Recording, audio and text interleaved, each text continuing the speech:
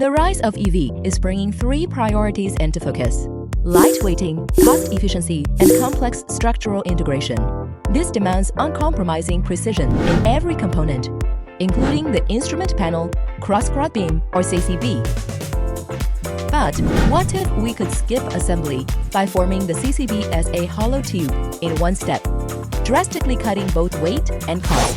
The answer: the YIZUMI UN3400 D1S large two-platen injection molding machine, featuring our water-assisted injection molding solution.